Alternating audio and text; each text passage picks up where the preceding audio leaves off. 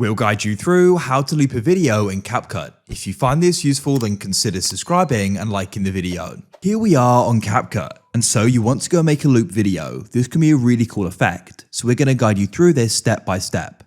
To go and get started, you can go and create a new project and then select the clip you want to do it with. Or alternatively, you can go and open up the project you want to do this with, and you can go and tap on it like so, as I've already got it here. Now, click on the clip, or tap on it I should say, and then you can go and adjust start and endpoints for the part you want to do it with. As you can see, I'm happy with that. Now what you need to do is keep it selected, and at the bottom you can go and scroll along, find duplicate and tap on it. Then at the bottom, you keep it selected by the way, you want to press overlay. Now tap and hold on the overlay, and you want to go and drag it back for a second or two like so. Maybe a little bit glitchy, but don't worry. Then what you need to do is go and have your playback cursor right at the start of that overlay clip.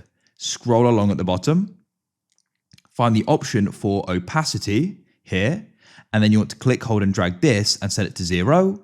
Press the add keyframe button to the right of the play pause button by the way. Then you can go and drag along again to where the upper clip, or bottom one I should say, ends, and you want to go and set the opacity back to 100.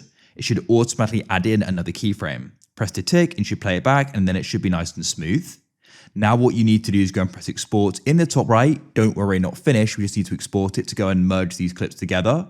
Then you can go and press done, and we'll press new video. Then you can go and select it here as you can see and go and press add.